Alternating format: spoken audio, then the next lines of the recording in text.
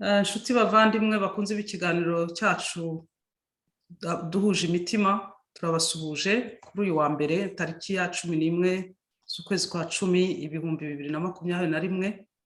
Twishimiye kongera kugaruka kubaganiriza, akaba ari ngewe Donatiraniye na Zefani z'ibyiringiro tubagezaho iki kiganiro.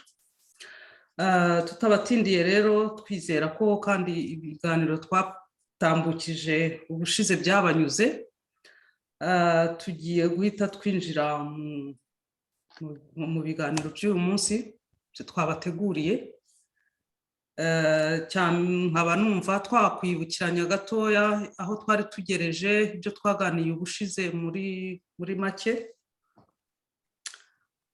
Abandi bureke mugenzi wanjye akabibabwira, noneho nanjye nkamwunganira aho biza kuba ari ngombwa, ariko ubundi ndumva ari bubikore neza. Ndabashimiye rero kandi nizeye ko muri buryoherwa n'iki kiganiro cy'amateka yacu duhuza n'ibyanditswe bitagatifu. Zefani, nkurekeye umwanya kugira ngo nawe ugire icyo uvuga ku by'ubushize, hanyuma tuze gukomereza ku ngingo z'uyu munsi. Okay, urakoze Madamu Nera. Ariko kugira ngo mbere yuko nibutsa iby'ingenzi twagadiriyeho ubushize, Yego. nagira ngo nibutse abatwumva cyangwa n'abazatwumva muri iki kiganiro yuko duhuje imitima. Ni icyo biravuga yuko Yesu na Bikira Mariya bahuje imitima. Babitweretse igihe babonekeraga Kibeho, ariko cyane cyane babisobanura aho uwabonekerwaga Kibeho agereye i Burayi mu Bubiligi. Ariko kandi no mu mabonekerwa yo muri Ohio ho niho rwose babyerekanye ku buryo budasubirwaho ko Yesu na Bikira Mariya imitima yabo barahuje, ntibatana, imitima yabo ni imwe. Noneho rero ni ubushize twigeze kubasomera message ya Bikira Mariya avuga ati, umutima wanjye niwo ni n'urugi n'inzira igana muri New Jerusalem. New Jerusalem ntushobora kwigeraho utanyuze kuri urwo rugi, utanyuze kuri iyo nzira iva kuri umutima mutagatifu w'Immaculée wa Bikira Mariya ujyana ku mutima sacré wa Yesu. Abo bombi, iyo mitima yombi niyo igira New Jerusalem. Nuko aha rero baravuga bati utadufite twembi ubwo ntuba wanyuze, ntushobora kugera muri New Jerusalem kuko inzira uba wayihushije, uba wanyuze mu yindi kandi yenda wibwiraga ngo niyo. Twe rero ahangaha icyo dushaka kubwira bene wacu tuvuga ururimi rumwe ni ukuvuga ngo duhuje imitima na Yesu na Bikira Mariya. Barashaka yuko tubakira kandi tujyana nabo, tububahiriza. Aho niho Bikira Mariya niwe wahawe amahoro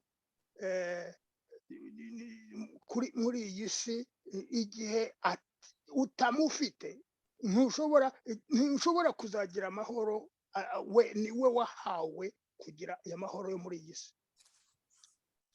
Iyo rero niho duhuje imitima twese, tuba turi mu nzira nyayo, nzira nziza, kandi niduhuje imitima tuba twubahiriza ya mategeko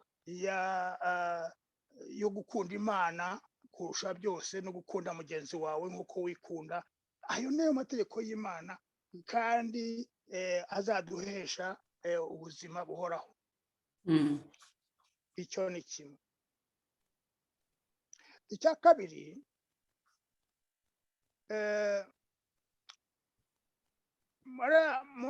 muri iki kiganiro gifite fase ebyiri, amabonekerwa ijambo ry'Imana n'amateka y'u Rwanda, ntihazagire udushakira mu gukora politiki. Ntabwo dukora politiki. Oya. Ngibyo turimo tuvuga ngo ni iby'iki, ni iby'abandi, ni iby'abandi. Turaza tuzarekana cyangwa turanabikora n'uyu munsi iby'amoko yo mu Rwanda. Ntaho bihuriye na politiki nubwo babikoresha muri politiki. Twebwe turabivuga nk'amateka, twebwe turabivuga nk'abana b'Imana, kuko abana b'Imana ntabwo bagomba kujyanwa n'amoko. Ayo moko ntagomba kubaho, ariko abashaka kuyagumamo ntabwo twababwira ngo ntabwo ari uburenganzira bwanyu. No, gusa ntimudushyire muri abe, ntimudushyire muri ibyo ibya politiki tubirimo. Noneho aho twari tugeze ubushize, nuko twari twaberetse yuko y'amoko 12 fete yaje kuba 13 ya Yakobo, y'abana ba Yakobo, za tribu zirukanywe mu byika bibiri cyangwa bitatu. Ariko abambere abirukanywe ubwa mbere ni iriya groupe y'abana 10. Bavuze ko bagiye, nta nubwo aricyo twabivuze, ariko birukanywe ku buryo batazashyiraho umwami. Ibyo wabivuzeho. Ibyo twarabivuze. Ariko impamvu nabitsindagiye nkabivuga nuko tuzerekana uko iwacu byifashe. Ushaka kuzareba mu gitabo cy'Imana aho abo babujijwe kugira umwami, muzarebe muri igitabo cy'umuhanuzi Osée, igice cya 3, umurongo wa 4 n'uwa 5. Hanyuma yenda mbereke, sinzi niba nabereka ubu ngubu, byaba byiza mbiberetse uko amateka y'u Rwanda bivuga, ukuntu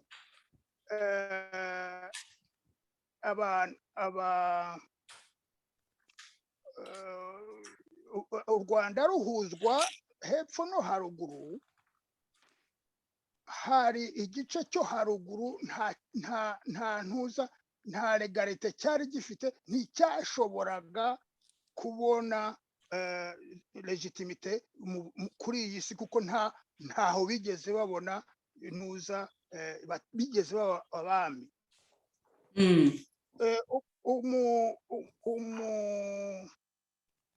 N'umuhistorien witwa Luc de Heusch, agomba kuba ari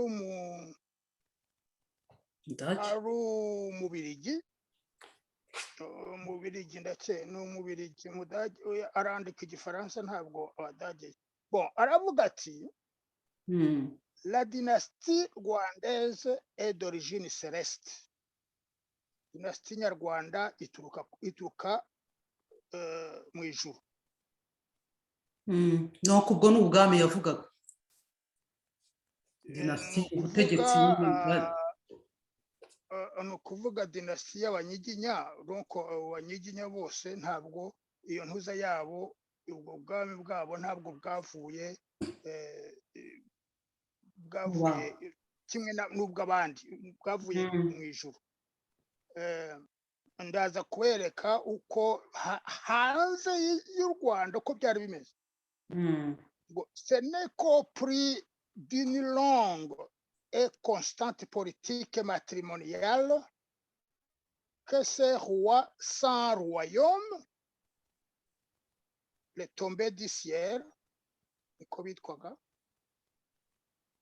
Saracine acquièrent une autochtonie qui leur faisait défaut. Donc ntabwo bashoboraga kubona ubatira hasi kuko ntaho bari bafite, ntaho washoboraga, bari bavuye hejuru nyine,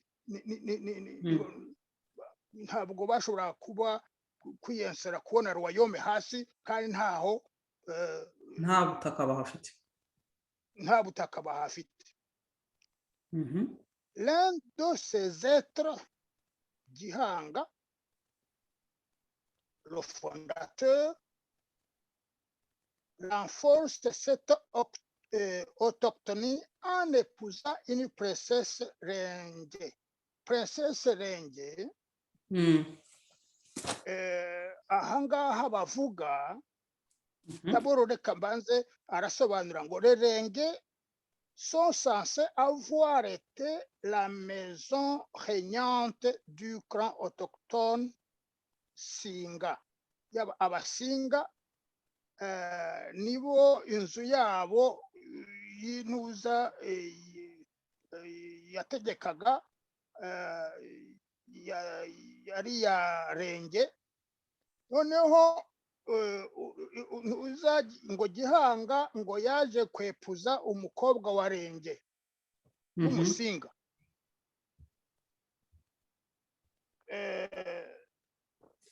Et son hégémonie s'est étendue longtemps sur la moitié occidentale du pays. Donc Renge yari umusingakazi.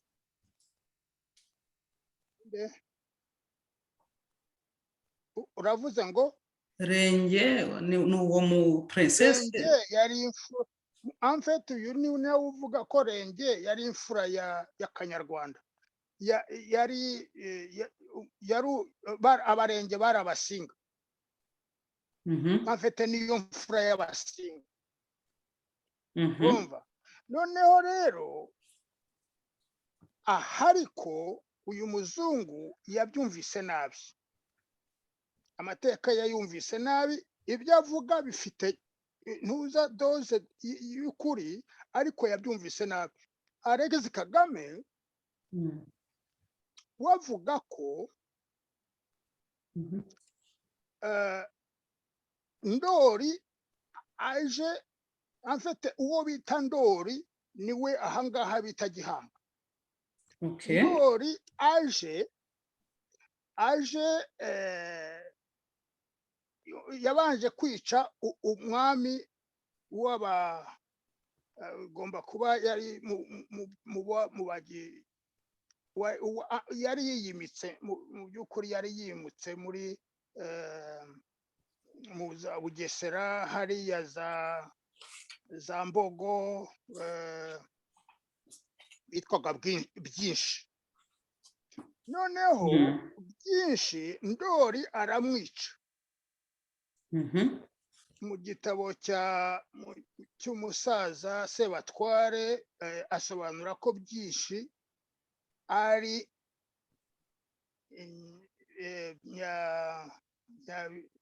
Nyabingi. Byinshi Nyabyingi cyangwa Nyabingi ni kimwe. Noneho ariko abagaragu b'uwo nguwo Byinshi bitwaga Abanyabyinshi. Ariko ubwo Nyabingi ubundi bingi ubwo nta connotation y'igiswahili irimo ra. nta jewe burya nta giswahili menya, ariko rero jewe nkurikije ibyo uwo musaza yavuze, nyabyingi harimo ikiganda ahubwo ikinyankore cyangwa ikintu nk'icyo. nuko niho avuga yuko ari nyabingi. Justement bingi mu giswahili kipfuye kuntu kituzuye neza kigomba kuba ari cy'abanyekongo. Bingi ni byinshi, bivuga byinshi. Okay, nguko ubwo rero wumvise ko uwo byinshi ari we nyabingi, ari we nyabyingi, ari we nyabyinshi. nuko ntuza abana abo bagaragu ba byinshi namubonye ndori yishe shebuja baramukurikirana. Uyu ni Kagame ubivuga. Bamukurikiranye kumwica, noneho abahungira mu nzu y'umukobwa witwaga Nyirarumaga. Yihishayo muri iyo nzu. Ayihishayo ntabwo badezarumye, barakomeje baravansa.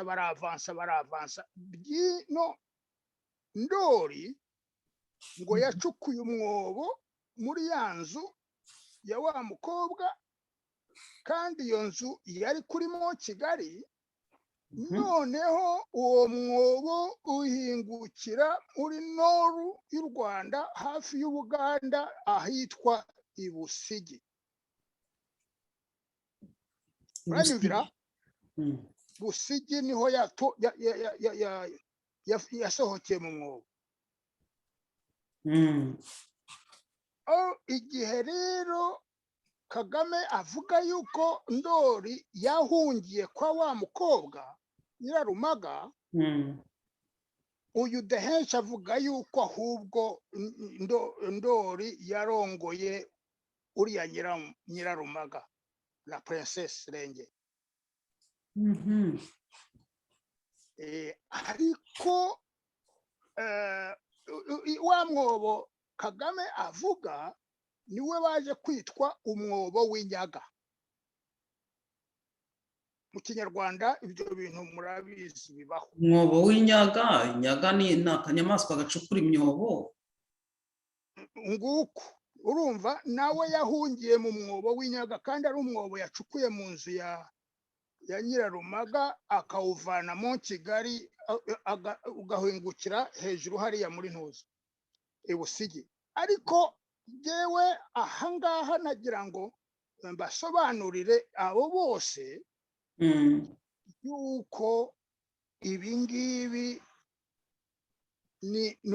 barimo barashematiza ivuka rya Yezu, wa wundi wavukiye wavukiye Betelehemu. Ntabwo ari ndori yahungiye mu nzu, ahubwo iyo nzu ni inda ya wa mukobwa. Kandi uwo mukobwa ntabwo yigeze arongorwa, ntabwo yari vierge, yari atarabona ubugabo. Uravuga ko ndori yahungiye mu nda ya Nyirarumaga? Ntabwo yahungiye mu nda ya Nyirarumaga. Wibuke ko Yezu avuka, umwami Herode yashakaga kumwica. Urumva? Noneho ahangaha naho ni umwami, ni byinshi n'abanyabyinshi bashakaga kwica ndori. Yego. Muri Yudaya uko byagenze, bagiye n'ishevari bagera muri Ejibute, nta wigeze amenya uko Yezu yagiye. Ariko yari uruhinja. Ari we mutwaye. Ariko uko yanganaga icyo gihe ntabwo ariko yagarutse angana, kuko yagarutse ari umusaza. Urumva? Kandi yagarukanye na nyina. Nuko ubwo nyina yari kuri Jari, undi we yari kuri mu Kigali. Ariko icyo bashaka kuvuga aha ni ukuvuga ngo yavuye mu nda ahungukira ibusige. Ibusige buriya ntabwo ari izina busige komutera. Busige bivuga bisugi. Bisugi ni ukuvuga la vierge. Ni ukuvuga ngo yavuye mu nda y'umukobwa vierge. Ariko se ubwiyo ubyumva gutyo wowe wumva abo bantu ntuza Nyirarumaga na Ndori wumva ari bandi. Noneho ahubwo aho bavuga yuko yahuye na wa mu princess Renge, yavuye hahandi bisugi aza ari umwami Ndori. donc hariya yahungiye yaragarutse ari umwami. Nk'uko Yezu yavuye muri Egypte noneho akajya ruguru i Galileya, noneho akava i Galileya akagaruka hariya i Yerusalemu aza ari umwami. Baramwica. ntabwo bigeze batuma b'umwami, baramwishe. Ariko ubundi umwami yari we yavutse. Umwami avuka ari umwami, nuko gusa batigeze banabimenya. Ariko Yezu yavutse ari umwami. Bamuhembye babarera w'amaje bamuhembye ari umwami. Baje kumupfukamira. Yavutse ari umwami, nibyo. Yavutse ari umwami. Noneho rero aha naho wibuke bari bagarutse, kandi bagaruwe na misiyo y'iki yo guhuza bya bihugu nk'uko byari byaravuzwe n'abaprofeti. Baraza barabihuza, ariko babihuza ku buryo ntuza batanze message, batanze kuyumva ugomba kuba uri ufite don yabo. Nguko uko Nyirarumaga yaje guhabwa, ngo kubera ko yahishe Ndori, niko babwiye abantu, kubera ko yahishe Ndori wari ugiye kwicwa n'abanyabyinshi. Ahangaha nagira ngo murebe neza abo babyinshi uko bariho bashaka kwica Ndori. Murebe n'ubu ngubu ko igihugu kimeze, ni babyinshi gusa bibereyeho. Ni babandi ntuza umwami wabo yarishwe, hanyuma aza kuzagaruka undi yaragiye. Bon, twavuze donc yuko Nyirarumaga ari we watangaje yuko umunsi amaraso meza ameneka, niho abakurambere bacu batowe. Ariko ntabwo yabivuze gutyo ngo bibasobanurire. Nyirarumaga niwe Bikira Mariya, niwe wabwiwe, niwe watowe, niwe wahisemo kubyara, kuba nyina wa Yesu, nyina w'Imana, la mère du peuple rwandais. Niko yababwiye icyo gihe muri iyo kintuza muri cya gisigo, la mère du peuple rwandais. Kandi uretse ko c'est la mère de tous les peuples. Donc mwibuke yuko uwo umwana watorewe hariya ku musaraba, Yohani na mukuru we Jacques, Yezu yari yarabahaye kuba le fils du tonnerre, y'inkuba. niko byanditse mu gitabo cy'Imana. Fils du tonnerre, mwibuke yuko umwami Imana y'u Rwanda yari inkuba. Ni ukuvuga ngo abanyarwanda ni barumuna bande ba Yohani na Jacques. Yohani na Jacques bahawe Bikira Mariya. Jacques. Inkuba, iriya nkuba niyo Imana y'u Rwanda turayifite mu mateka yacu. Donc igihe Bikira Mariya tubwiye ati Nyirarumaga tubwiye ati ni mwebwe mwatowe, kimwe nuko Yohani yatowe kandi na Nyirarumaga nako na Bikira Mariya agatorwa kuba nyina wacu.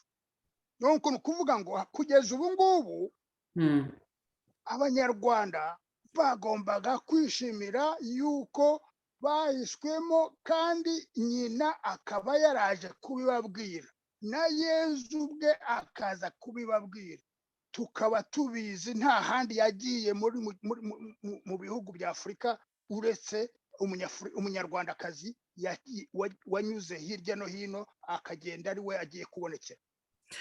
Urakoze cyane, sinzi niba wenda wayirangije. Ndibaza nyirangije. Ubwo noneho twareba twihuse ingingo twateguye noneho z'uyu munsi.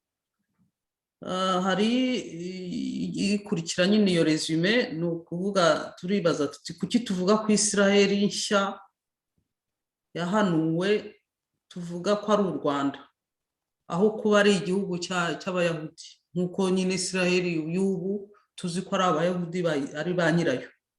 Hanyuma tukareba ibyanditswe n'uko ibintu bihagaze muri ibyo bihugu muri iki gihe nyine, tugereranyije uko amateka yagiye ahindagurika. Ubu ngubu bimeze bite muri Israël ku banya-Israël ba kera, cyangwa se bavugaga kera atari kuko Israël uko bayivugaga uko bayivuga ubu ntabwo ariko mu by'ukuri yari iri mu gihe Imana yayitoraga. Noneho indi ngingo yindi nanone tuvuga ko u Rwanda rwari rufite abahe baturanyi. Ikibazo twakwibaza, bari bameze bate, ni bande, uko amoko Hutu, Twa na Tutsi byerekana ko u Rwanda atari igihugu cy'amoko bitewe n'amateka. Noneho ijambo ry'Imana ribivugaho iki? Hanyuma hari n'ingingo ivuga ko Conférence de Berlin, ingaruka zayo ku miturire mu karere k'ibiyaga bigari bya Afurika, ariyo ntandaro y'amacakubiri.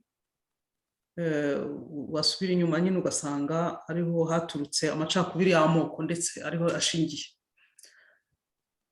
Ni muri make ni ibyo ngibyo twaganiraho. Ubwo wenda watangira ukareba kuri biriya tuvuga nyine ku bya Israël n'u Rwanda tubigereranyije uko byifashe. Murakoze. Urakoze cyane. Mu by'ukuri ndebye nari naribabwiye nabyo, ndebye ukuntu mu gitabo cy'Imana byanditse,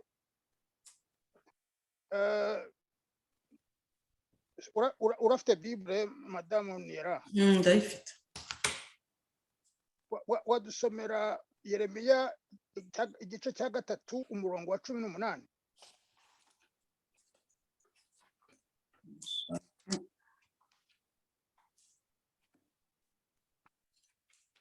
Uravuze Jérémie combien? Igice cya 3 umurongo wa 18. Wa 18.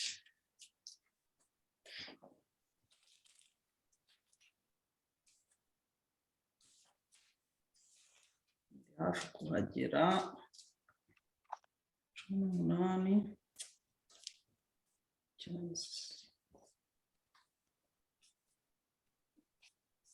Alors, cumi n'umunani itangirira hehe?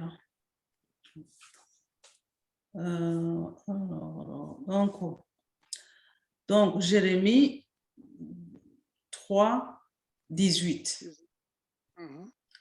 En ce temps-là, ceux de Juda rejoindront ceux d'Israël et du pays du nord. Ils arriveront ensemble au pays que j'ai donné à leur père comme patrimoine. Donc, on a subiramment en son temps-là. Comme héritage. Oui, en son temps-là, ceux de Juda rejoindront ceux d'Israël et du pays du nord, ils arriveront ensemble au pays que j'ai donné à leur père comme patrimoine. Ok.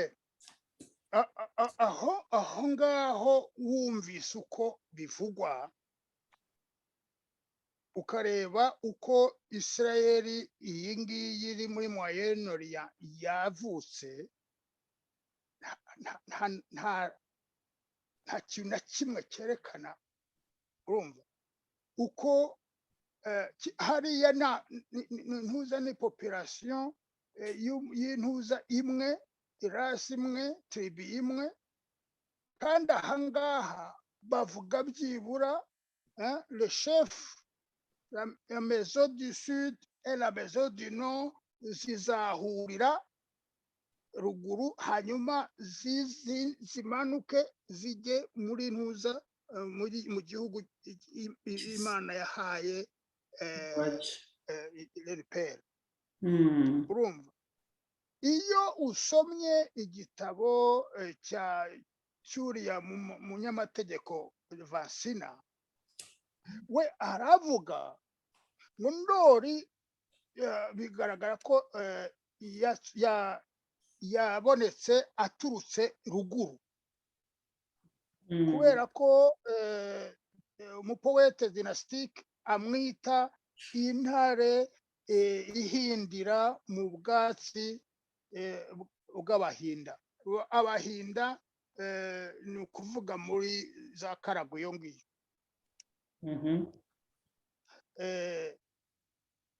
Abahinda bavaga muri Nkore ariko bagera muri za Karago aho ngaho. Noneho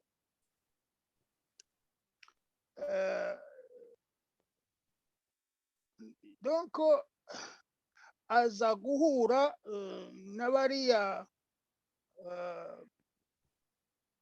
na famiye abasezariye barimo bariya basinga, afatamo umwe amugira umugabekazi we, noneho baramanuka bakorosinga Nyabarongo, bambuka Nyabarongo, noneho bashinga kapitali yabo muri ntuza Kamonyi hakurya Nyabarongo. Urumva uko ntuza Vasina abidekiriva ni kimwe n'ibyo umaze gusoma neza. Bariya ntuza umwamikazi Nyirarumaga na Ndori bahuriye kuri Monjari, noneho baramanuka baza bambuka Nyabarongo bajya muri ntuza. Ni kimwe neza neza. Kandi twabonye mbere yuko amateka bavuga hariya mu Rwanda asa neza, arimo aravuga uko Bikira Mariya na Yesu babaye muri ntuza muri Yudaya mu gihe cya mbere. Kandi aya mategeko nuko ubuhanuzi buvuga yuko bari Imana yari yasezeye kuri buriya ba Israeli ngo ubutaka bwanyu Imana izabagabandona ibihe iyindi peuple. Ibyo twarabibonye nabyo ubushize. Uri kumva? Donc izi message nyinshi zivuga ukuntu ubutaka bwa Imana yari yahaye Aburahamu, Imana izabuhindura ikabushyira ahandi. Ushobora cyangwa se ahubwo Imana izaha aba bayisiraheli ubundi butaka butari buriya, aho kuvuga ko umuntu Imana izabuhindura ikabushyira ahandi, cyangwa izatanga ubundi butari buriya. siko umuntu yabyumva. ndagusabye ngo unsomere Ezekiyeli 4. Ezekiyeli 4 kwa igice cya umurongo wa mbere. Oui. Soma twumve. Ok. Écoute, fils d'homme, prends une brique et mets-la devant toi. Dessus, fais le dessin d'une ville, Jérusalem. Mets le siège devant la ville, fais des terrassements contre elle, élève un remblai, installe des camps et place des béliers. rekera ahubwo wagiye kure iyo usoma uwa mbere gusa. Noneho ujye kuri 5 umurongo wa 5. Nuko wasomye ya brique yamaze kushyiraho dessin ya Jérusalem. Noneho soma 5. Ainsi parle le Seigneur Dieu. Voilà Jérusalem. Je l'avais placée au milieu des nations avec des pays autour d'elle. Non, ntabwo usomye neza. Avec des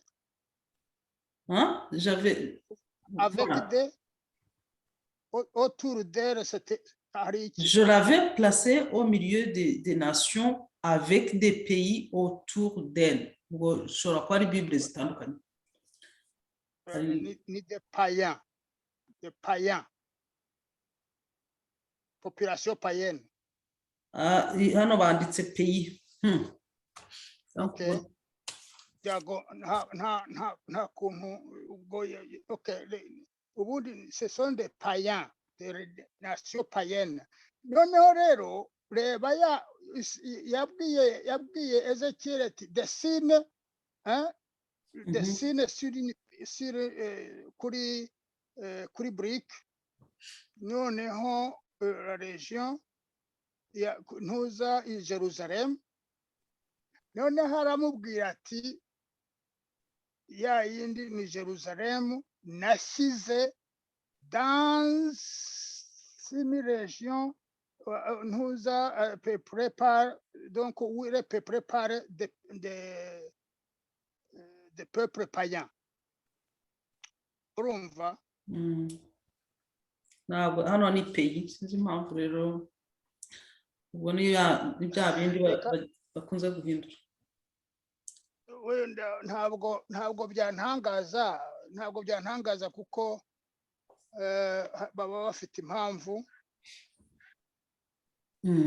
babyanduka gutyo. Ndaza kuverifiya mu zindi uko byanditse, ntabwo zigihuye Bible usanga wagira ngo ntizikivuga bimwe.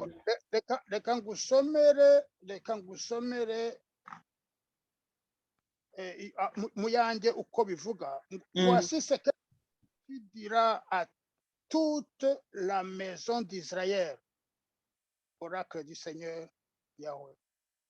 Il s'agit là de Jérusalem que j'avais situé au milieu des nations avec les peuples païens autour d'elle. Ah ouais, barabihinduye carrément. Barabihinduye neza cyane.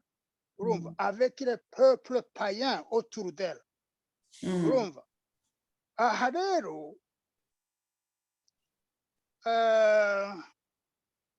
kubera ko iyo Bible yawe numva nayifitiye confiance bihagije reka somere muri Ezekiel 38 38 aravuga ngo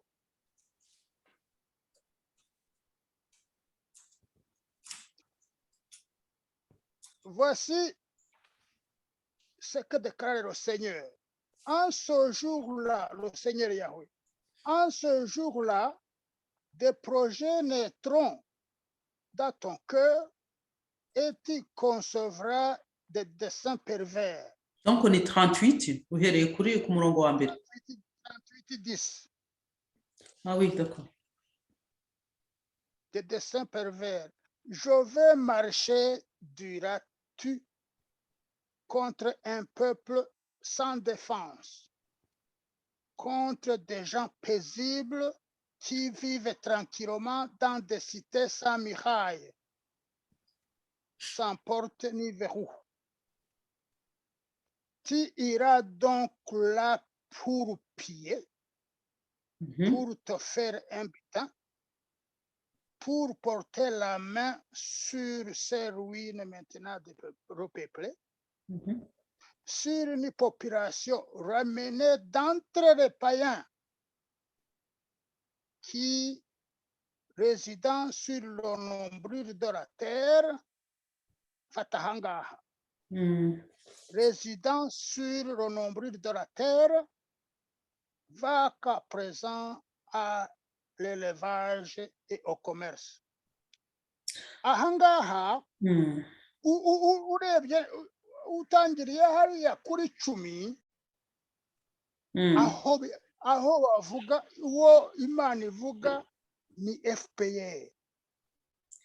Muyange FPR sekunde ngwiki muyange ni urebye rosanse ni imwe ariko ntago byanditse kimwe duto. Ntabwo edition yazo ari imwe, in case l'essentiel c'est le fond. Hano uyu mwibuke indege ya Habyarimana imaze kugwa,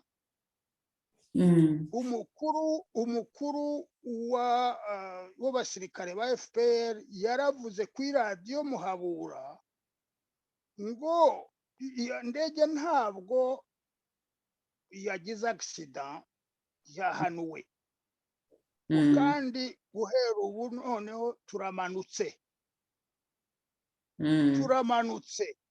kugera Kigali. Noneho aramubwira ngo ahangaha Imana haranditse ngo je vais marcher, diras-tu, contre un peuple sans défense, contre des gens paisibles qui vivent tranquillement dans des cités sans murailles, sans porte ni verrou. Urumva waravuze ati ndamanutse, Imana amubwira urajya he? Ibintu ko byarangiye, ibyo yashakaga byarangiye, urimo urashaka kujya hehe? Bari abantu ko bari paisible, bari nta defense bafite, ntabwo ari iki. Urumva ntabwo iri yari Israel sans defense ntibaho hariya muri ntuzi, ntishobora kusurvivre. Mu Rwanda nta defense yari ihari, yaba ari bya bindi bazamura bagakorotira intuza, baba ari abakuru de sécurité militaire n'ibiki, nta bari bahari. Un peuple bari bagiye kuyataka sans défense aucune. Ngibi byo ibisomwa muri iki gitabo. Urumva iyo rero umbaza umuntu akavuga ati nyereka ukuntu Israel uvuga atari Israel iriya, hari byinshi guhera hari deja de polemique muri Israel. Abantu ntabwo bumva uyu muhanuzi Ezekiel ibyo avuga, ntibabyumva, ntibabibona, nta na hamwe babona byigeze biba. Iyo de birahari baturiya n'umutekamutwe, ntabwo ari umuprofete. Ibyo avuga ntaho biba, ntaho byanditse, ntabwo byigeze biba. Franchement ntabwo bitandukanye. C'est vrai que na hano ndimo ndabireba, urabona birasa n'ibyabaye da, birasa n'iriya gitero. Mu kanya mukanya uretse mukanya nari ndimo numva isi nijoro padiri Nahimana avuga ati ndababwije ukuri nasomye igice cya 37 cya Ezekiyeli ati nta handi habayeho hatari mu Rwanda barimo bandika ndaseka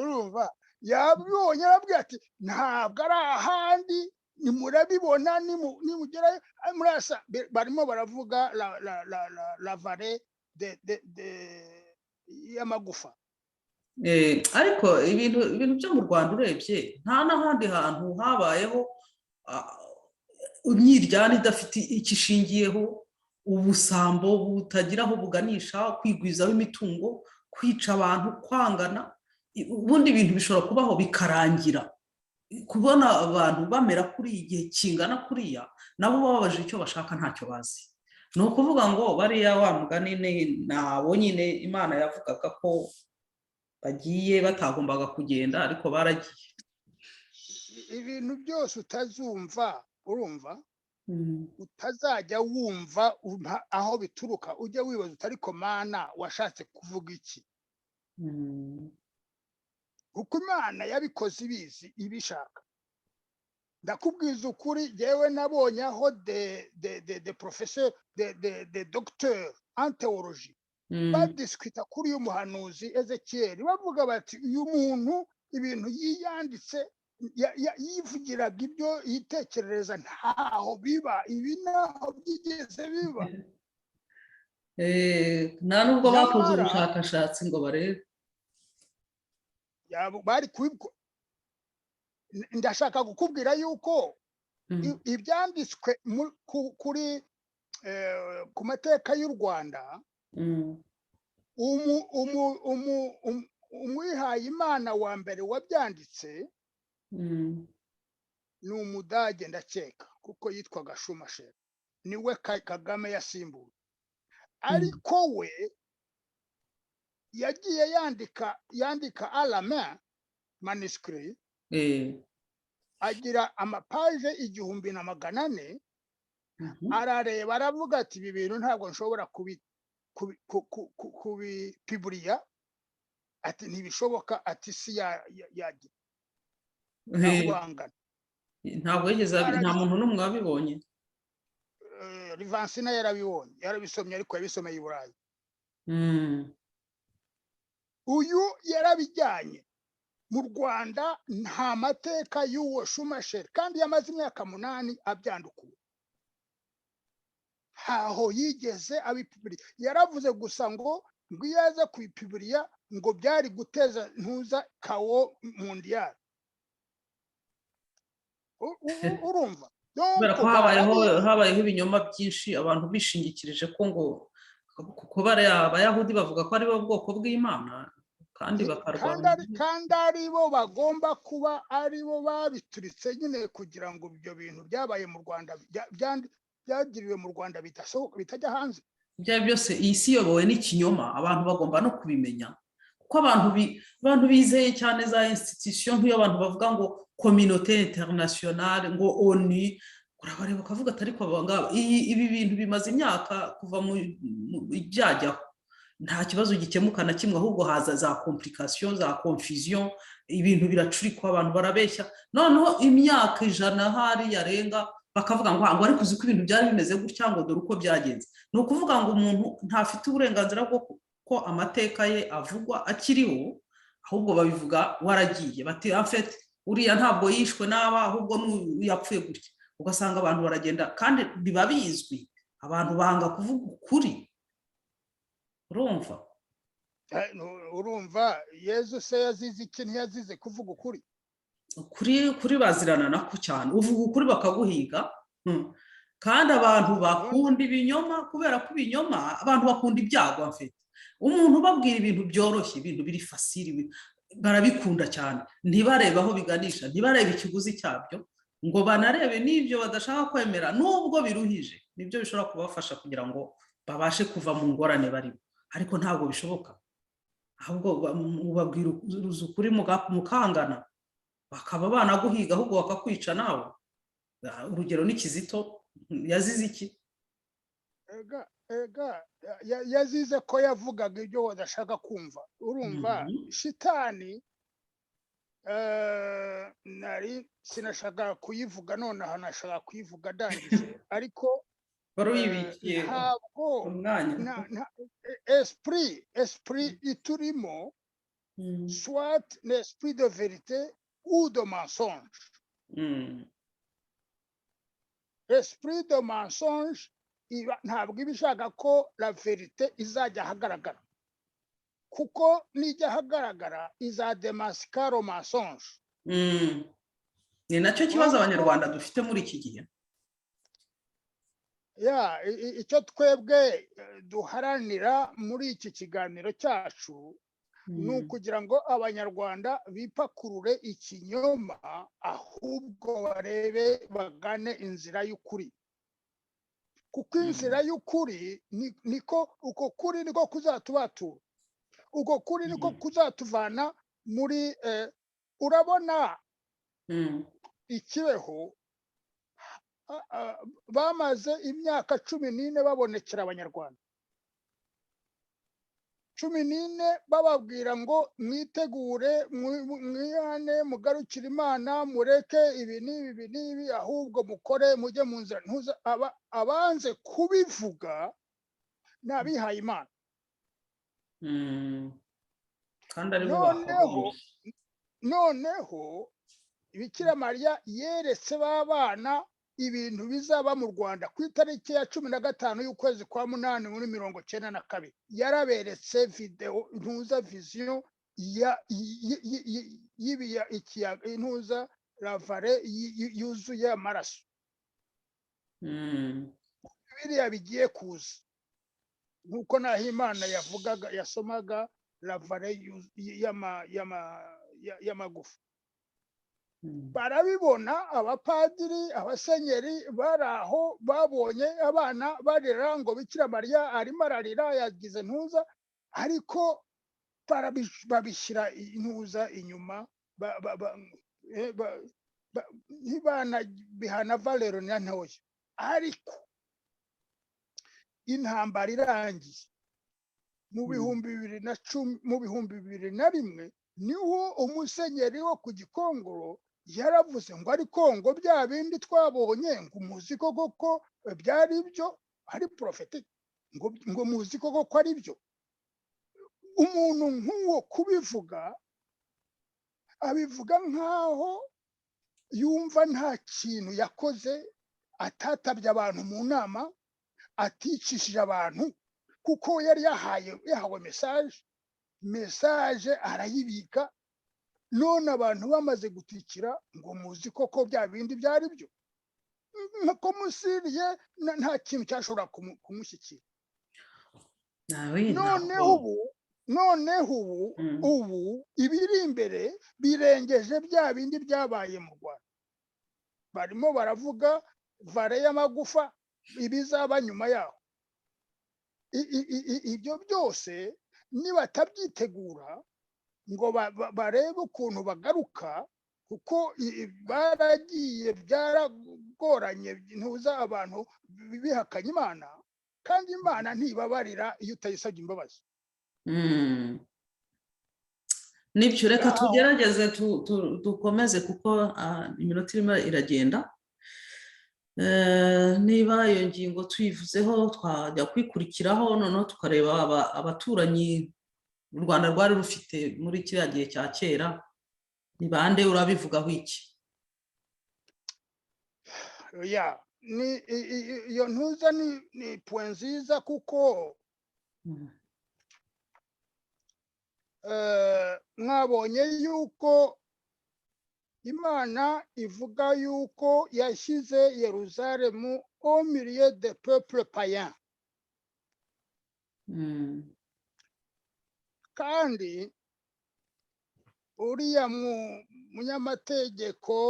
munyamateka w'umubirigi Luc de Heusch yavugaga ati la dynastie rwandaise est d'origine céleste. Mu by'ukuri ibihugu byari bikikije u Rwanda, mushobora kubona ifoto y'u Rwanda uko yayitanze uwo mu Vansina. Navuga ngo hari ubunyoro ruguru ahagana hafi hakurya iburengerazuba, hari dabora Bugesera, hanyuma hakaza Karagwe, hanyuma hakaza Gisaka, hanyuma hakaza Burundi, hanyuma hakaza hariya muri Kongo, Bunyabungo, aho hose haje no kuba n'abanyamurenge n'ibice byose. Icyo abo bose bari bahuje n'iki? Bari bahuje idini, kandi ubwami bwabo c'était des royaumes, ubwami bwabo bwari kugira ngo bwemerwe n'iki n'abandi, bwagombaga kuba bufite idini ryabo. Idini ryariho icyo gihe kugeza igihe za independence ziziye. Ubwa mbere ntuzare hari dynastie de Timbuzi, ni ntuza ni dynastie en fait yari yaravuye ikuzimu. Ikuzimu, le souverain souterrain uri mu kuzimu bamwita Nyamiyonga. Nyamiyonga ajya gukonkera le monde yo hejuru, yohereje umukobwa we. Noneho ageze hejuru, umwami ashaka aramurongora. Asanze ubwo mwami ninde? Amurongoye yitwaga Isaza. Isaza aramurongora, amaze kumurongora ariko umukobwa atwite aramutoroka yisubirira ikuzimu. Yisubiriye ikuzimu. Noneho Nyamiyonga yaje gukora kuba malin, yohereza wa mwami inka ebyiri. Umwami we yari asanganywe imwe yitwaga Bihogo, yakundaga ku buryo yaravugaga ati iyi nka izapfa nanjye tuzapfana uko bizagenda kose. Wa mufiance we cyangwa se wa mugore we ibyo yari abizi. Nyamiyonga yohereje inka ebyiri, noneho ziraza zikundana na Bihogo. Ni iyo nka y'umwami w'abatimbuzi yitwaga Bihogo. Noneho zirakina, zirishima, zirasabana, zigira gute, hanyuma zigenda ziyijyana zigeze aho zirigitira, zirarigita na Bihogo iragenda. Noneho baza kubwira umwami bati ya nka yagiye. Ati ntibishoboka. Ati yagiye he? Ati yagiye he? Ati yazimiye, byarangiye, na za zindi zose zagiye. Afata abagaragu be n'ibiki byose, aravuga ati gene wo navuze yuko nzajyana n'inka yanjye n'ibiki byose, ati muze twishire twijugunye mu mazi. Banza ariko babigenje. Noneho mu kwijugunya mu mazi baragenda bahingukira hehe? Kwa Nyamiyonga. Umwami asanga umukobwa we, asanga n'umuhungu we. Wa muhungu yarakuze. Umugore n'umwana yabyaye.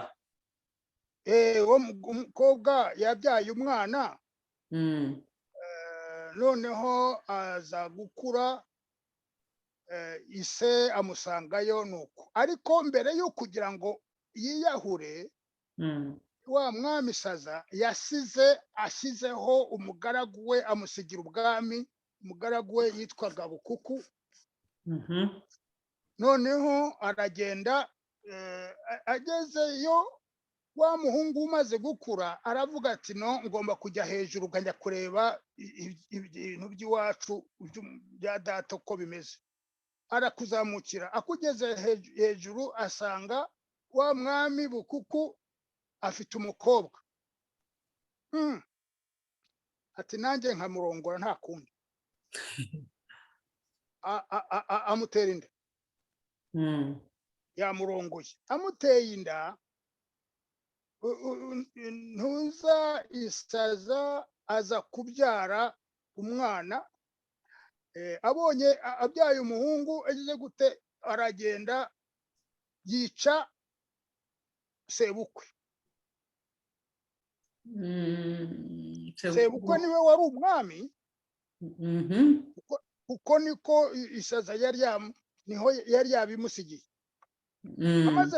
Amaze kumwica, wa muhungu afata ubwami. Noneho igihugu royaume arayigarurira, yigira neza. nuko kera kabaye, iyo ntuza ya tembuzi nayo iza kurangira ari uko wa muhungu we amaze nawe kwishugunya mu mazi, aragenda. Barasubiye kwa nyina.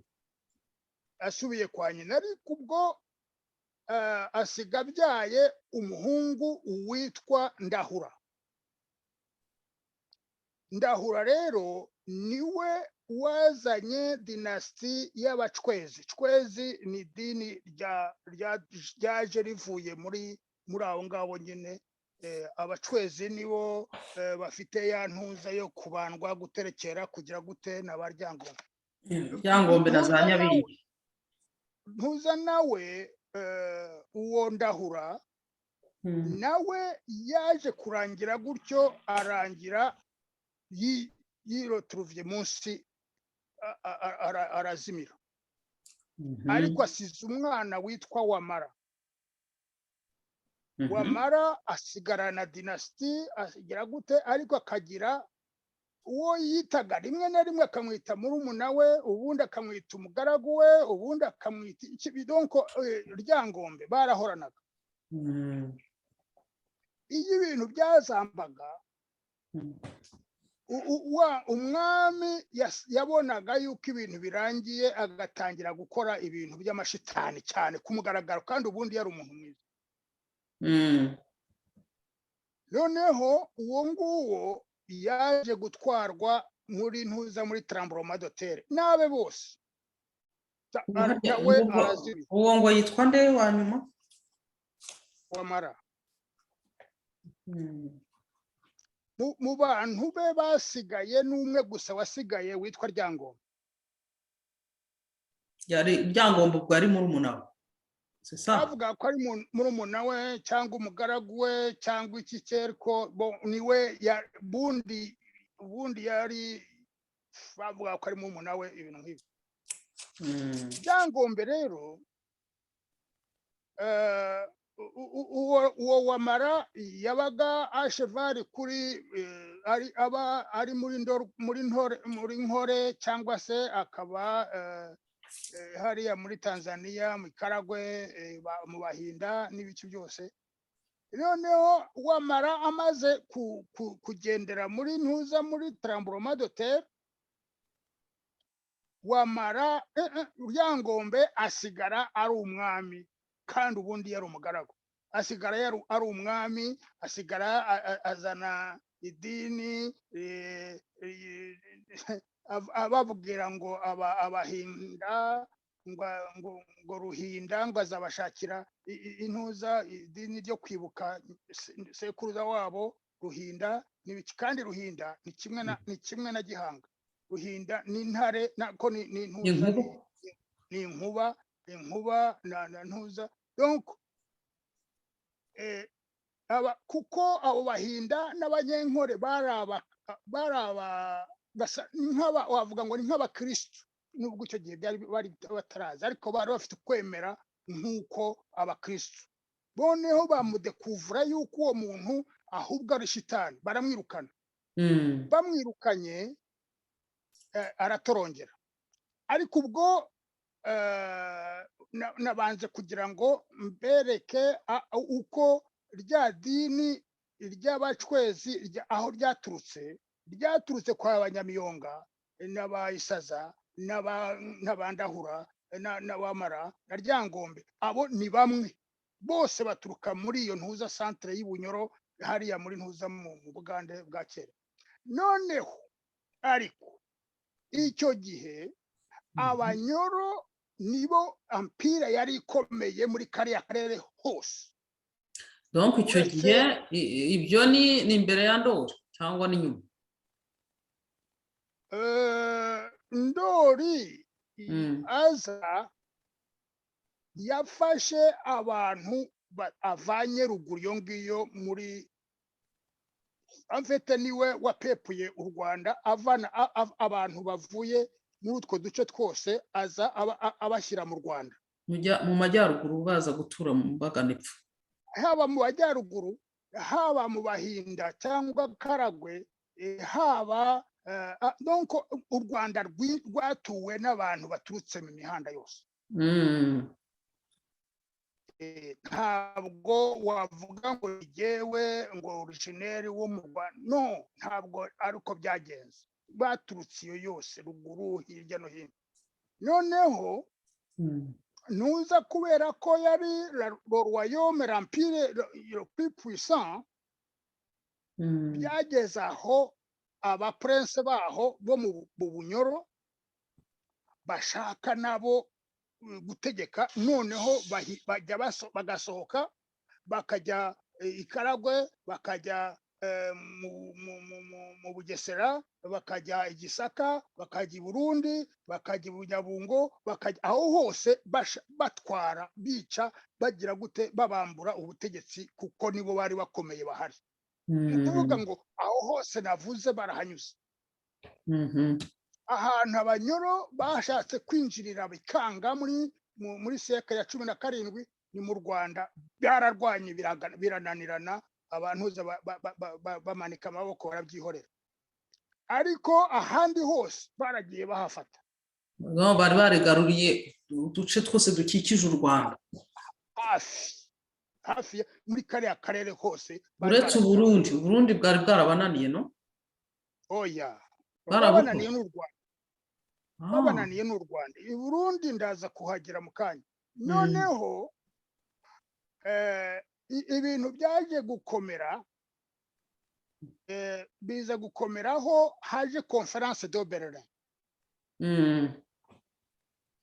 Conférence de Berlin yahaye les puissances européennes ibiriya bihugu by'Afrika. Yego.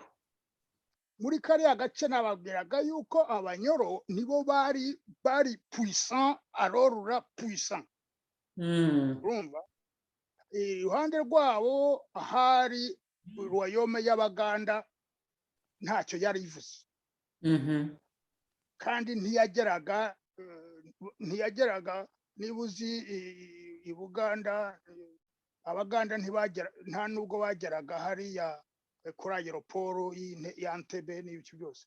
Aho iyo yose kuva ako gace kose nuza kugera kuri west ya Uganda, byose byari Bunyoro na ruguru. No, hari Entebbe, hari Ubunyoro naho. Harya no Ubunyoro kuzamuka no ntuza no hino. Ariko Ubunyoro buracyariho n'ubundi. Ariko ni akantuza ni kaminisitiri gatoya. Urumva iyo bamanukaga hariya hagati ya Lake Victoria n'u Rwanda, babaga bavuye mu Bunyoro. Ariko nabuciye mu ijambo, Ubunyoro n'ibinyoro bifite aho betanye bihurira. Ubunyoro ya ndwara nyine yigeze gutera ikajya ifata abantu, nibo bayizanye cyangwa bifitanye kubera iki bijya kwitirana ubwo ngubwo? Ntari cyo biziho. sinzi niba nayita amateka cyangwa ari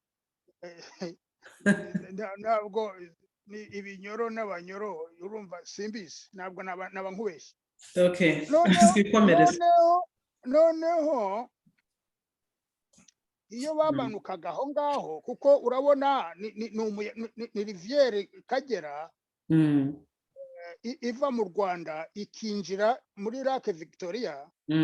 Noneho gukorosinga iyo riviere kuyambuka umanuka ujya muri za Karagwe iyo ngiyo no muri za ntuza za Bugesera za Gisaka za Burundi za hirya iyo ngiyo no mu Bushi n'ibiki hose.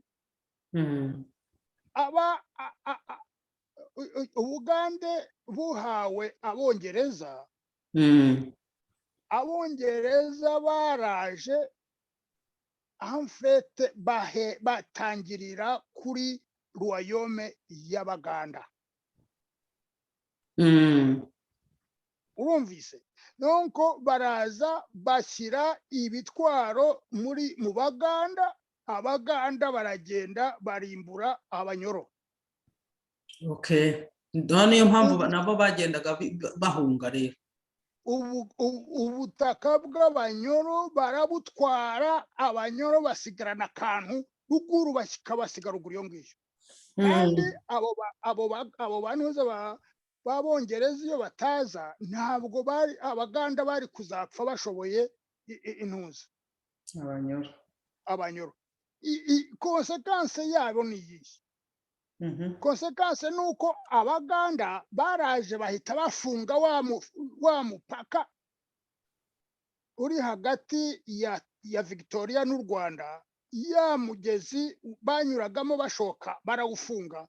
Noneho babandi bose bari baramanutse baraje mu Gisaka, baraje mu Bugesera, mu Karagwe, mu Burundi yose nta numwe wigeze abona uko asubirayo.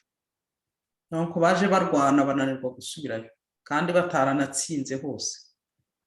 Ahenshi baratsinze, ahubwo aho batatsinze ni Burundi. I Burundi baratsinze. Noneho Abanyarwanda babohereza abasirikare baragenda barwanya Abanyoro. Kagame yitabega. Noneho barabadesima, abasigaye barabirukana, hasigara dukeya. Ariko abo bega basigaye bahungira mu Bugesera hariya y'intuza. Kagame avuga yuko abega bageze mu Rwanda bavuye muri ntuza mu Buganda no mu Burundi. Noneho bagera mu Bugesera baza kwinjira mu Rwanda gihe ntuza. Donc yavuze ngo ni ku gihe cy'ingoma ya ntuza ya Yuhi Mazimpaka, ariko banza ari na mbere yaho. Noneho rero ikibazo ni iki. Mu Rwanda naho baje barwana. Oya, ntabwo baje barwana. Rwanda rwateye Bugesera hari ku gihe cya Sentabyo. Noneho u Rwanda rutsinda Bugesera, noneho buyomeka ku Rwanda. Okay. Noneho rero aho niho hari abega babandi bari baravuye i Burundi. Aho niho hari Abanyoro bari barakonkeye Bugesera. Noneho batari barashoboye no gusubirayo. Nta n'ahandi bashoboye kuzamuka ngo basubire muri ntuza kuko batari kugera mu Bunyoro, kuko Bunyoro bwari bwaratsinzwe, bwarazamutse, bwarayirukanywe ruguru iyo ngiyo. Donc muri make abaje mu Rwanda b'Abagesera bazanywemo n'abana ba Mututsi, aribo Mwega. umwega ariko ni nawe ubyara abakono n'abaha urumva abo rero byabaye ibyo ngibyo ntambara yarangiye mu 1799 ni ukuvuga ngo hafi imyaka 300 u Rwanda ruriho abo bantu abo bega baje mu Rwanda nibo baje bitwa abatutsi ntabwo bashoboraga gusanga abatutsi mu Rwanda nta bari bahari n'abari bari mu Rwanda icyo gihe ntibashobora kuba abatutsi kuko bari mu yindi muri dynastie d'origine céleste dynastie d'origine souterraine niyo yiyo y'abatutsi b'abacwezi b'abaki bari bavuye kwa Nyamiyonga donc ni ukwemera gutandukanye kandi kudashobora kugira naho twazahurira ahubwo kubera ko bari bafite akarimi keza kabeshya kandi gasize kabwira gati wowe uruwacu nawe uruwacu urumva cyane cyane igihe bari bamaze gufatira ubutegetsi mu 1896 byari byoroshye kubabwira ngo muri abacu n'abandi bibwira ngo nababo kubera ko bafashe ingoma bayita iy'abanyiginya nabo biyita abanyiginya kandi ntaho bahuriye n'abanyiginya kuki batahumye ngo baba bari bose bagashaka kwigira abanyiginya ngo berekane ko banatsinze abanyiginya babatwara ingoma ikintu cya mbere wagomba kumenya nuko n'amategeko u Rwanda rwari rwarahawe abami b'u Rwanda bari barahawe nuko abega batashoboraga kwegerana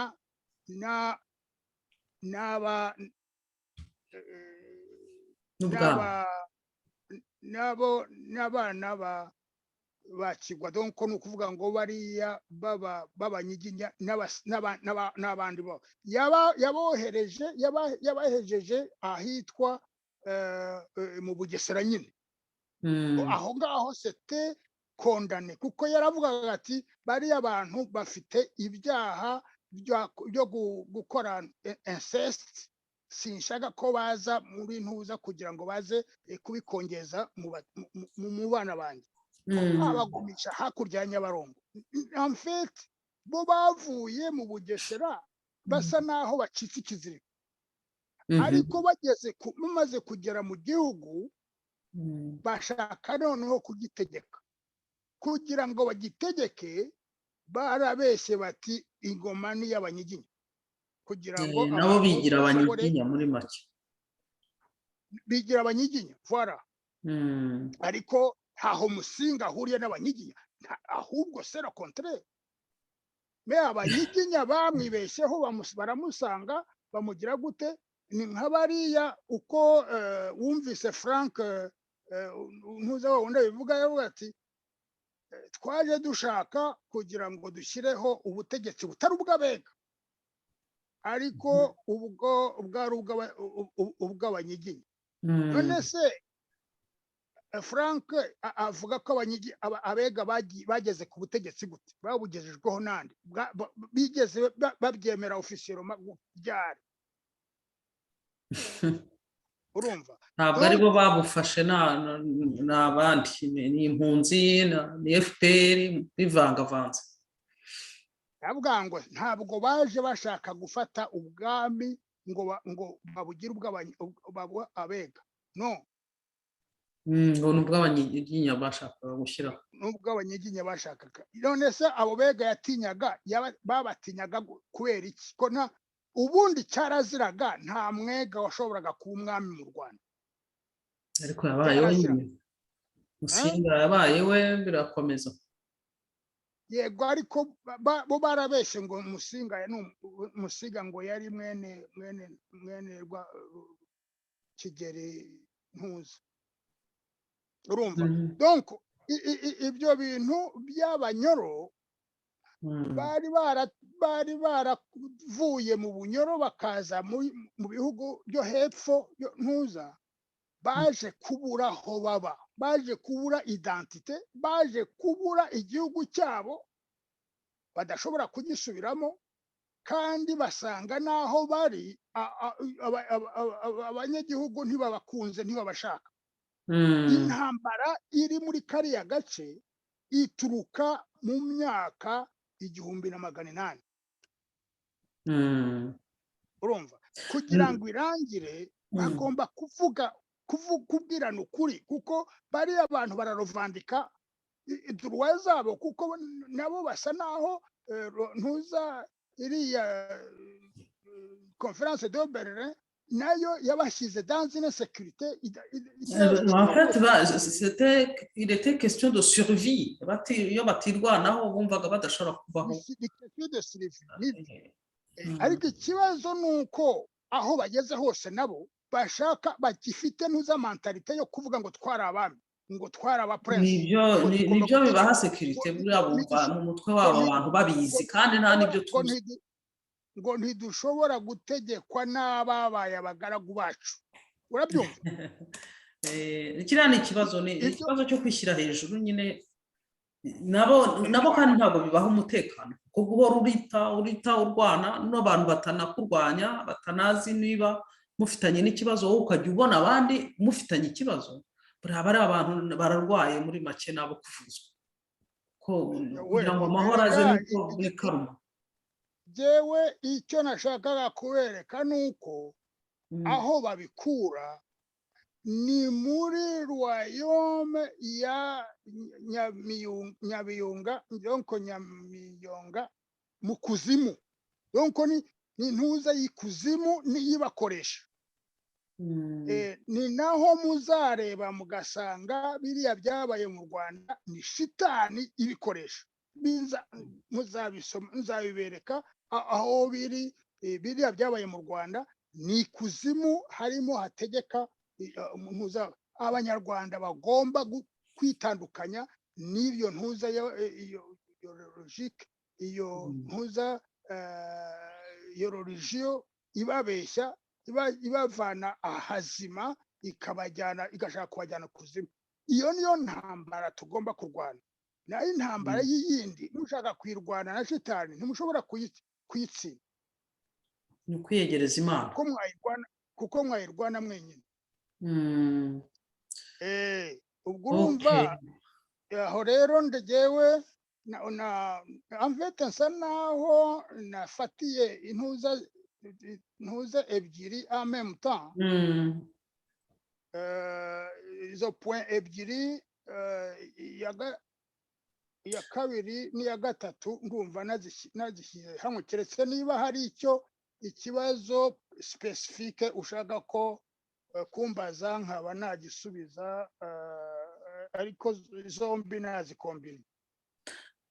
Ikibazo kiracyari ikibazo nyine abanyarwanda twifitiye, turi mu rujijo. Hari abantu bibonamo ayo moko y'abahutu n'abatutsi, abatwa bo ntitubavuga kuko ntacyo bajya barovandika, nta n'uwo baba bakuye rwose.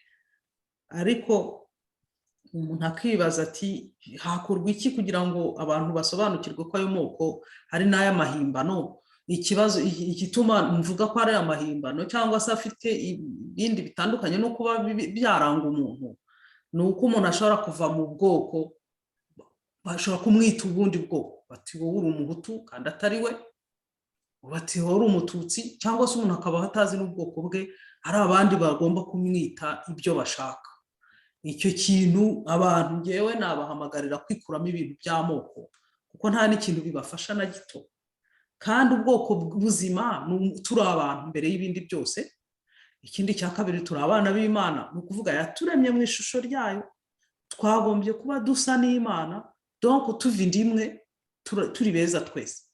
Abantu rero bakururuka ku bintu by'amoko, bumva ari byo bagomba kugenderaho, barebera ibintu byose mu moko, ngewe numva umuntu yabashishikariza kureba ubundi buryo bakwiidentifiya kurusha kwiidentifiya mu moko cyangwa se n'ibindi. ndumva rero ntabwo ari ikibazo, ni objection nari no ni ikibazo kuko kandi gifite n'igisubizo. Ndashaka kubanza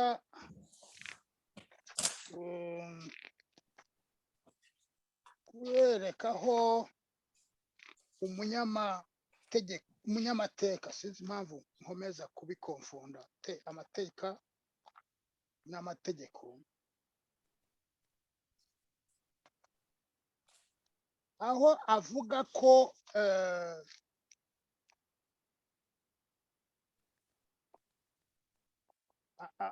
ntuza ari amoko ari ryangombe. Ryangombe niwe wayashyizeho.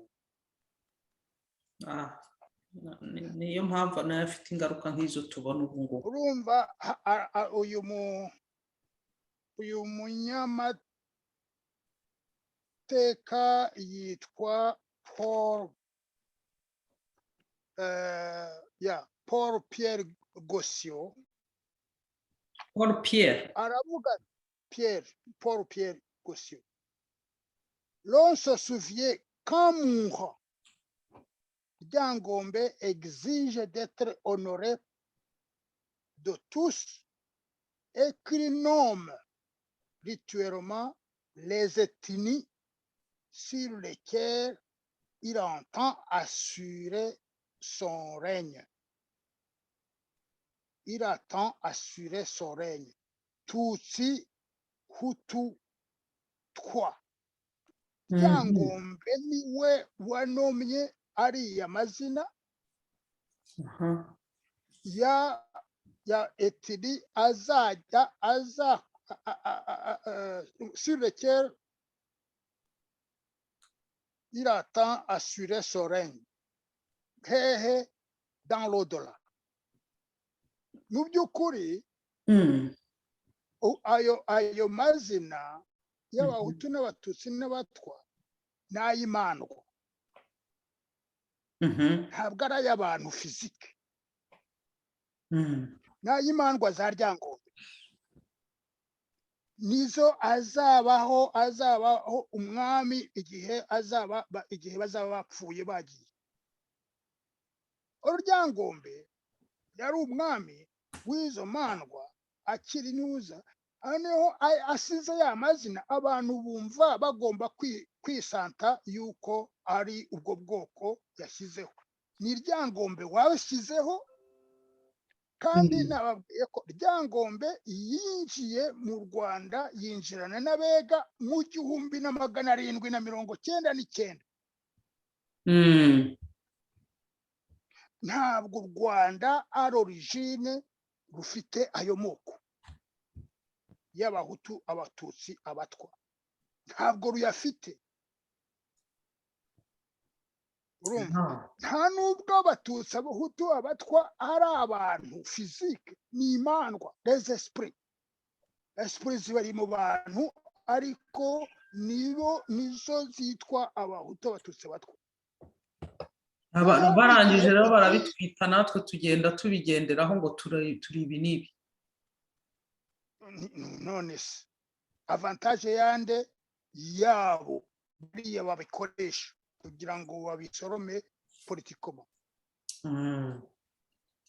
Urumva, nuko ntabwo umuntu w'umukristo, igihugu cyatuwe Kristo umwami, na nyuma yaho ibyo kubandwa n'ibiki byose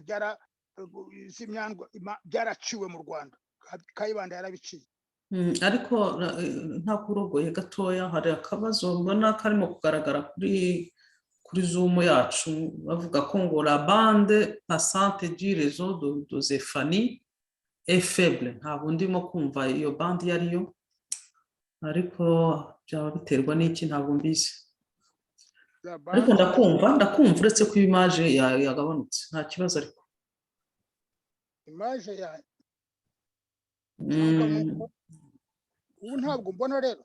oya ndakubona ariko byahindutse ntabwo bimeze nka mbere ntacyo bitwaye komeza donc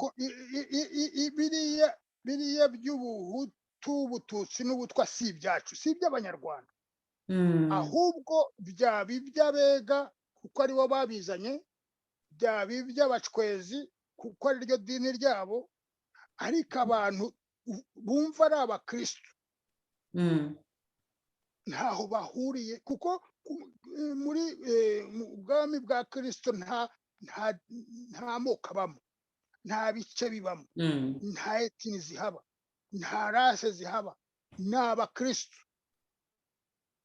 birantangaza kubona umuntu ari umupadiri akavuga ngo ubu bwoko c'est le monde à l'envers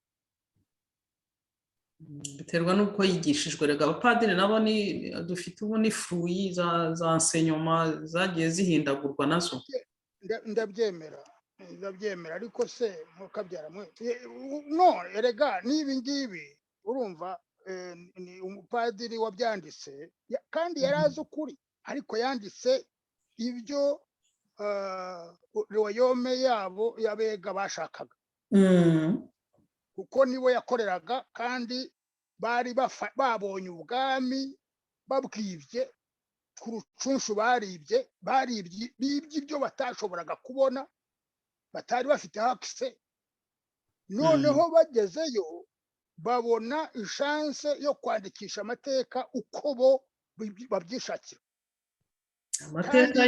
amateka yacu bafite uruhare runini mu kuyica rero n'ubu barimo barayica ubu noneho ibyo bazandikaho ntiwashobora ariko nuko bashaka babyandike ariko erega burya imana yakoze u Rwanda yabikoze nkana yabikoze ibishaka kugira ngo urabona kiriya gisigo gisobanura byinshi kuva kera mu 1500 kiravuga ibyabaye muri iki kinyejana turimo cyangwa gishize ntibigeze babyumva ni kimwe na Bible burya profesi ya Daniyeli Imana yaravuze ngo abazayumva ni bakeya bazaba bariho icyo gihe ni kimwe n'ubu ngubu n'abayahudi n'abaki baravuga bati turemera Bible Ancien Testament surtout atariko Ezekiel ntabwo ari uwacu ntabwo ari ibyacu urumva kubera ko batabyumva nyamara ibyo Ezekiel avuga byose iwacu hari ariko iwacu ntibahazi bashakira iwabo bakaheba bafite ukuri en quelque sorte bazi ko ari bo bwoko bw'Imana bagashakira iwabo bashaka bagaheba bakavuga ati uriya muntu arabera nta kintu na kimwe kibaho uburenganzira bwo gushakira iwabo kuko ibintu byose na Saint Paul yaravuze ngo ntabwo ibyo Israël yashakaga yarabibuze bigusomere avec plaisir ibyo Israël yashakaga yarabibuze ngo naho abo byahawe abatanabishakaga ahubwo batari babitegereje donc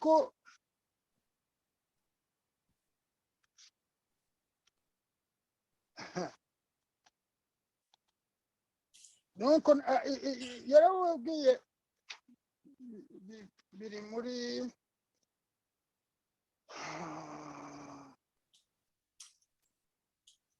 baravuga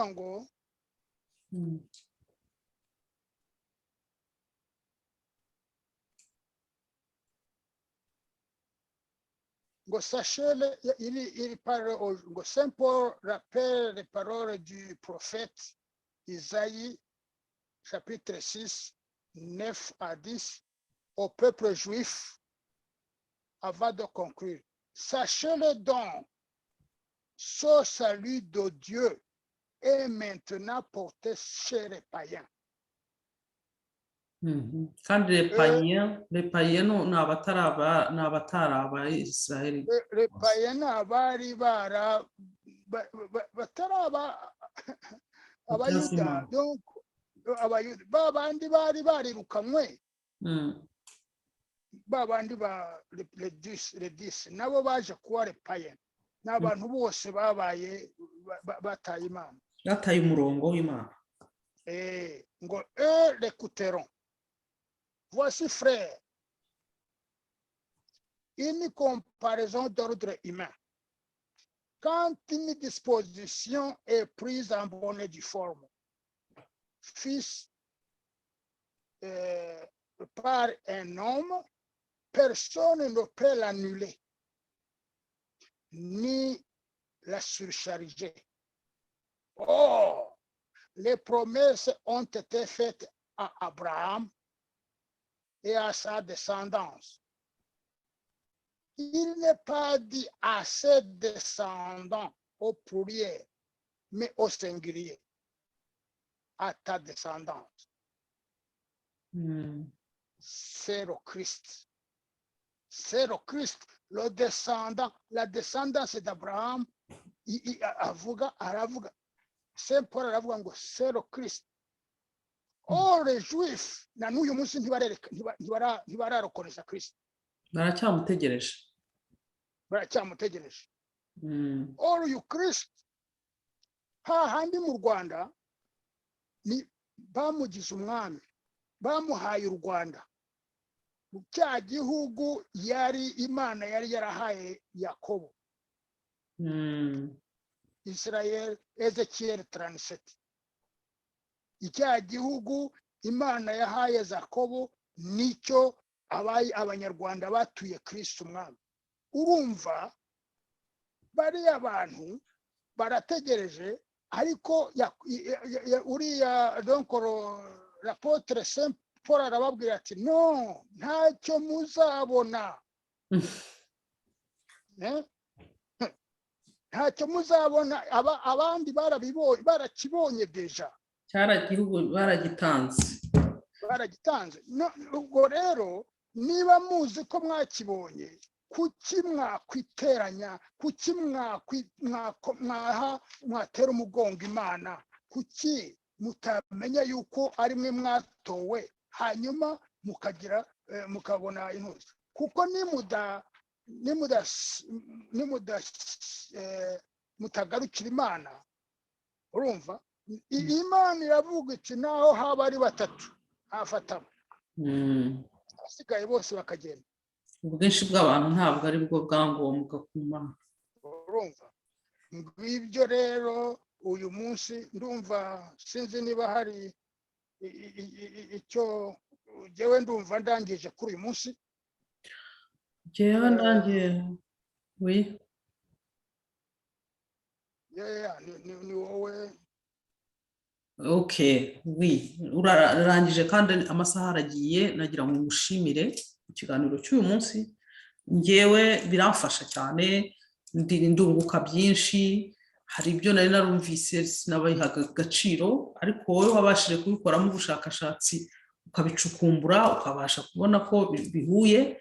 Nge bimpa n'icyizere cy'uko igihugu cyacu kizabohoka, ko abagizi ba nabi bakomeza kucyangiza nabo ubwabo ari abo kubabarirwa, kandi ko bari muri misiyo bahawe n'Imana, kuko yari ikeneye guhana abantu barangaye, abantu banangiye imitima, abantu biha ibyo badakwiye kuba bafite. Ubwo rero ndagushimiye, ndizera ko ubutaha tuzakomeza tuzareba ingingo nanone zizuzuza ibyo tukomeza kuganira kugira ngo birusheho gusobanuka. Niba nta kindi wongeraho usoza, navugaga gusa ko ntabwo ari ubushakashatsi gusa nakoze, kuko harimo impano, kuko ndakubwiza ukuri ko jewe iyo nsoma kiriya gitabo cy'Imana, iyo bireba igihugu cyacu ndabibona, mpita mbibona. Iyo ndebye ukuntu kiriya gisigo cya Nyirarumaga abantu batigeze babona yuko kirimo gitangirwa n'umunsi Yezu abambwa ku musaraba. Ntibigeze babibona cyangwa se ntibigeze bashaka kubisobanura. ntabyo bashoboye kumva. Narapfukamye ndasenga ndashaka kumenya iki ko ntashobora n'umurongo wa mbere sinkumva. Nza kuwusobanukirwa buhoro buhoro kamwe n'ibiki byose. Biriya bintu ntabwo ari inyandiko y'abantu gusa, ni texte inspiré. Niyo ubona, niyo urebye mu bisigo byanditswe n'abasizi nyabo, usanga harimo l'image y'umuntu derrière, image y'Imana muri biriya bisigo. Iyo urebye komeza. Iyo urebye umwami nka Dawidi, no, umwami nka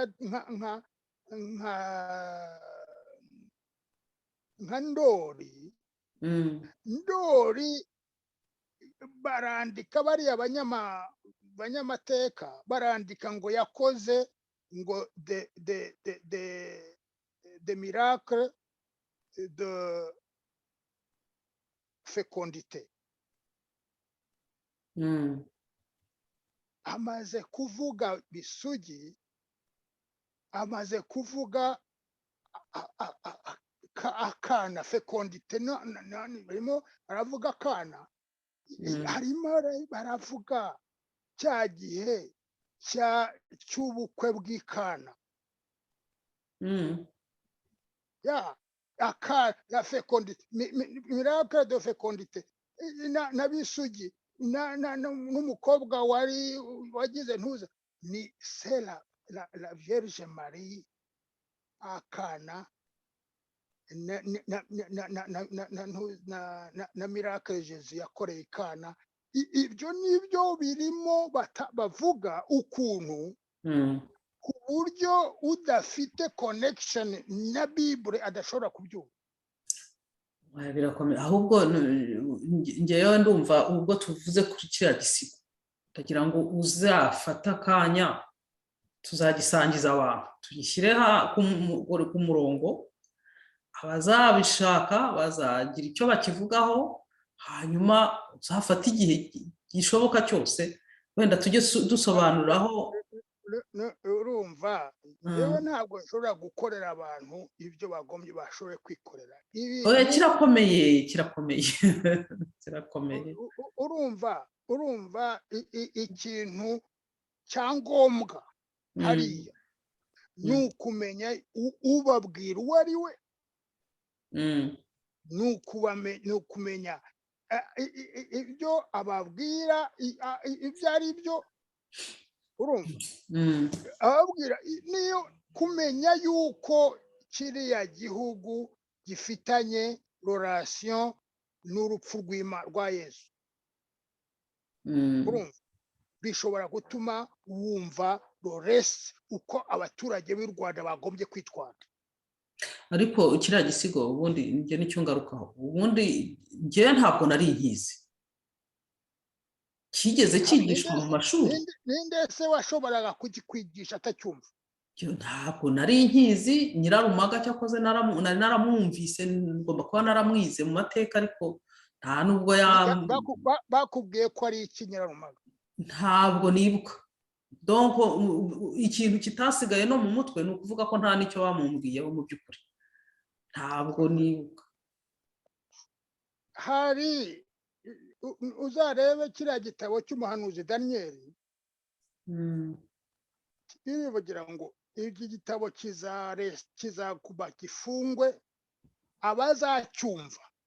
Urumva, abazacyumva ni abazaba bahawe impano. Urumva, ibintu Imana yafunze ntabwo ari jyewe nzabifungura. nshobora kuguha iyo ntuzi ikagupermeta kuba wavuga uti Mana ndagusabye ngira gute unsobanurire, ikaguha limiyeri, ariko ari uko wabisabye babishatse. Oya nta bushake ubundi ushobora no kujugunya umugisha hari abantu bakawucaho bakigendera. urumva rero ntabwo ibiriye, hari impamvu yatumye kiriya gisigo gifungwa, urumva. Ariko rero ushaka guhumuka, ubishaka urakuvuga uti Mana mpumura, Imana iraguhumura wabisabye. Ariko ntabwo umuntu azaza kugukubitira ngo ajya gusenga. Oya, umuntu ni ku giti cye. Okay, reka twe gutinda mu biganiro, tuzagira igihe gihagije nanone cyo kugaruka kuri ibi. Ndumva bitatinze wenda ubutaha uyu munsi twavuze ibyo amateka cyane. Ubutaha tuzavuga ntuza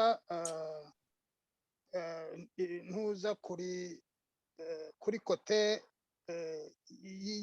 ntuza aho bihurira amateka yacu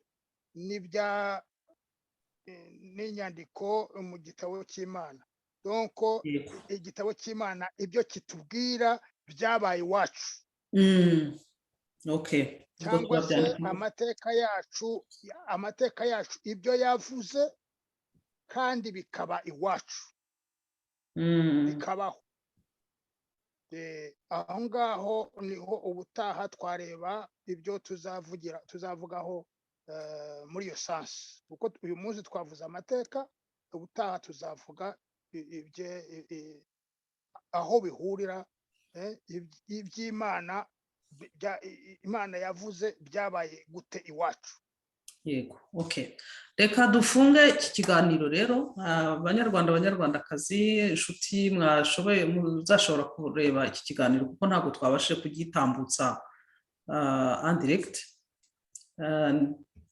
Bifurije kuzanyurwa n'ibyo twaganiriyeho uyu munsi, kandi dutegereje ababa bumva bashaka kugira ibyo babaza cyangwa se ibitekerezo nabo bashobora kutuzanira, kugira ngo dukomeze dutere imbere mu mateka yacu, ariko tutirengagiza n'Imana mu byo dukora byose. Mbifurije rero umugoroba mwiza, Imana ikomeze ibahe umugisha, ubwo nahavuba murakoze cyane.